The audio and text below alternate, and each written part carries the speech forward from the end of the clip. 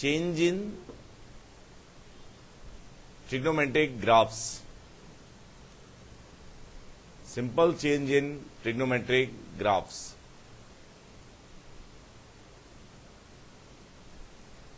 Simple change in trigonometric graphs. तो first one ये लिखिए, चेंज ऑफ पीरियड लिखिए ना, change of period.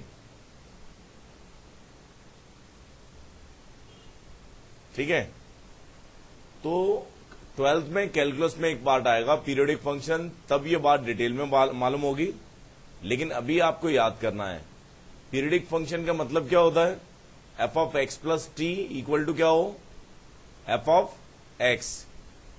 Periodic function का मतलब क्या होता है कि अगर हमारे पास कभी भी F of x plus T कितना आ जाए,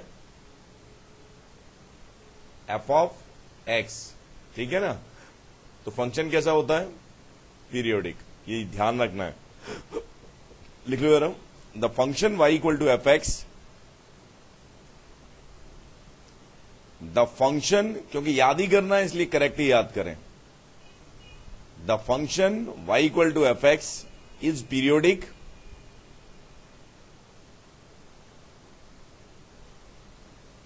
if f of x plus t is equal to,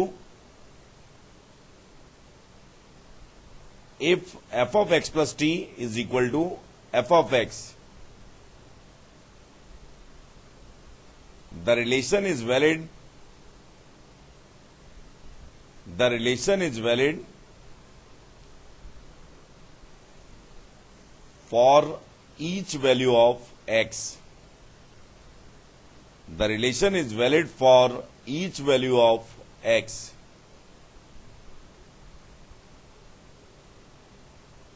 ठीक है. The least positive value, the आगे लिखो, the positive value of t. Here t is positive constant. ऐसा लिखो, here t is positive constant, known as period of function.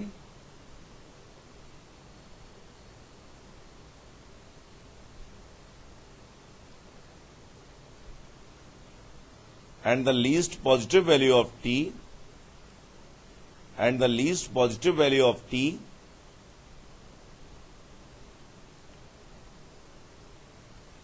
least positive value of t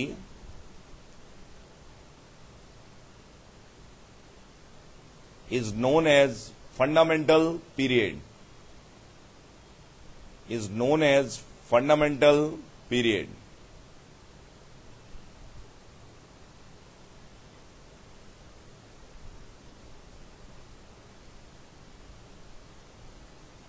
fundamental period. तो ये definition बाद में भी बहुत डिटेल में काम देगी, अभी बहुत ज्यादा नहीं काम देगी आपको. ठीक है, याद कर लेना. ठीक है, कोई बात नहीं. अगर f of x plus t equal to क्या होता है, एफ ऑफ एक्स, ये सभी एक्सेस के लिए वैलिड है, डोमेन के हर पॉइंट के लिए वैलिड है. तो एफ एक्स कैसा होता है, periodic with fundamental period, with period T. T क्या है, पॉजिटिव कांस्टेंट है, और टी की जो सबसे छोटी पॉजिटिव वैल्यू होगी उसे क्या कहते हैं, फंडामेंटल पीरियड. ध्यान से देखना ये क्यों बताया है. जैसे f x equal to sine x है,